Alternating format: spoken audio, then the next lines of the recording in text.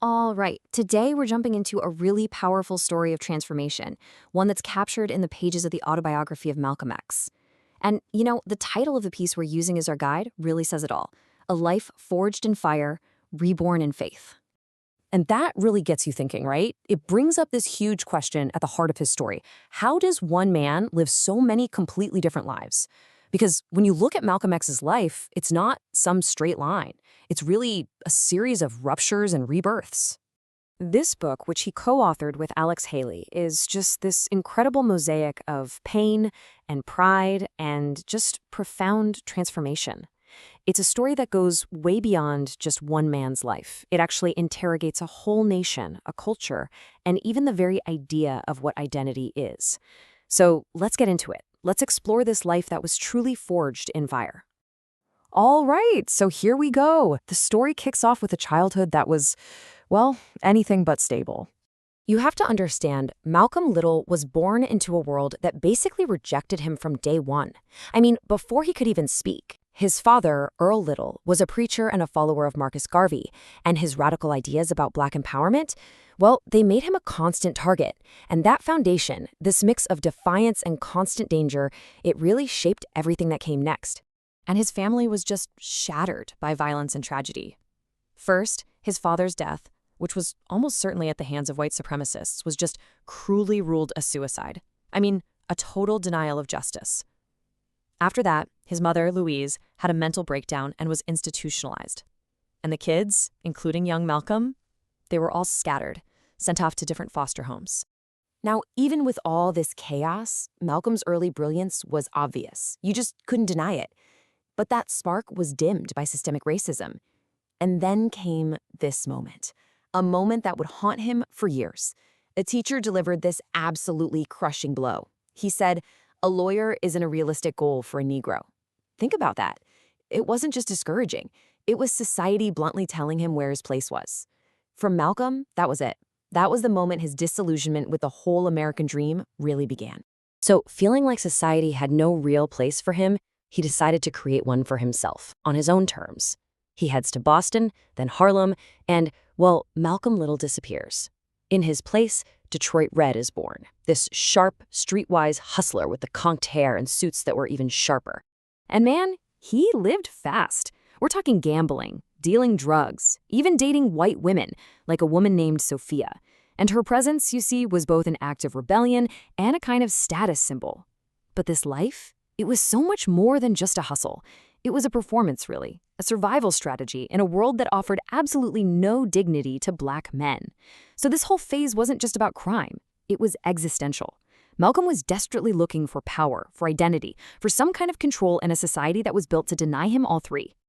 Well, inevitably, that life caught up with him. Malcolm got arrested for burglary, which led to a 6-year prison sentence.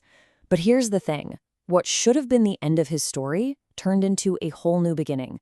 Prison, of all places, became his sanctuary. He just devoured books, philosophy, history, religion. He even painstakingly copied entire dictionaries word by word just to expand his vocabulary and, his mind. And it was right there, in prison, that he went through his first truly massive transformation.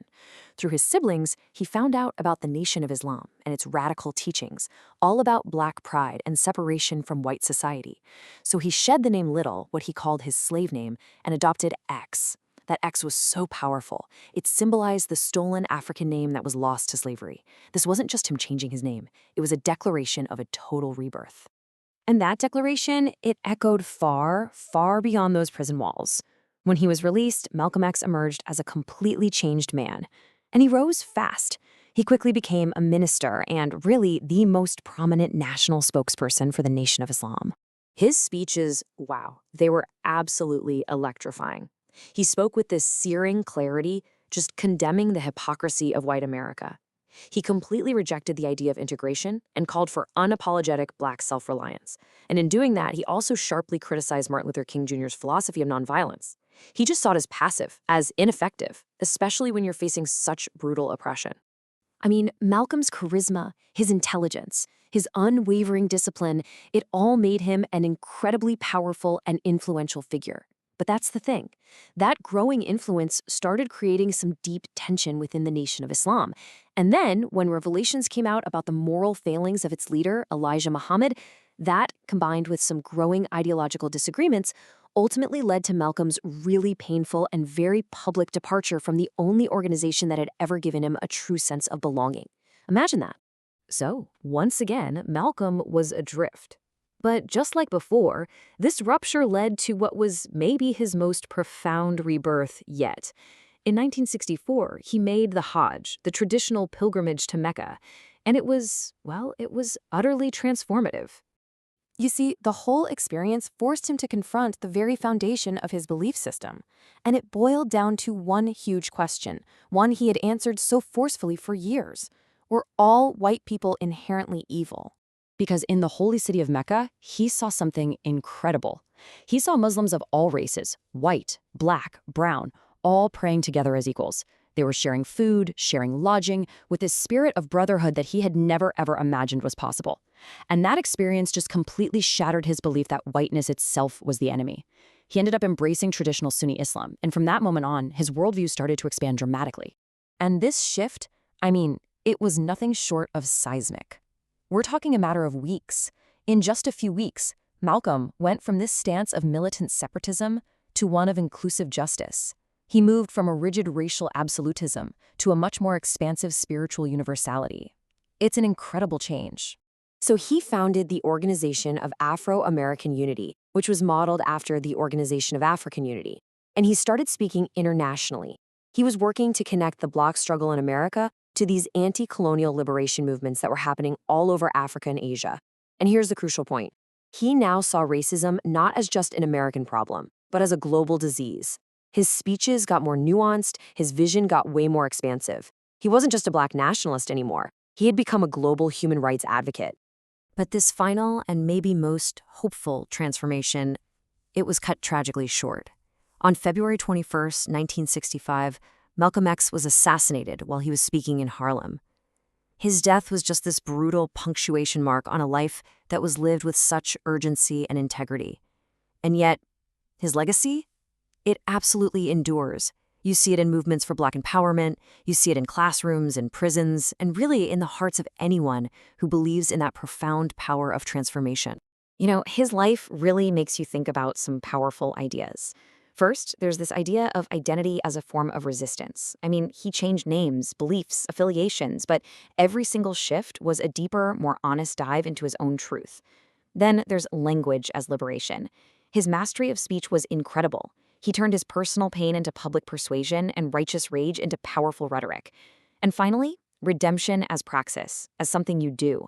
He didn't just preach change, he embodied it. He showed that even the most broken paths can eventually lead toward the light. So ultimately, Malcolm X's autobiography isn't just a book. It's really a challenge. It's a challenge to us, asking us to confront our own biases, to question authority, and maybe most importantly, to truly believe in the possibility of radical growth, not just in ourselves, but in our society. It's a story of fire and forgiveness, of rage and, in the end, of reconciliation. And in a world that's still grappling with so many of the same issues, inequality, injustice, Malcolm's voice just echoes with this timeless and totally uncompromising challenge. If you're not ready to die for it, he said, put the word freedom out of your vocabulary.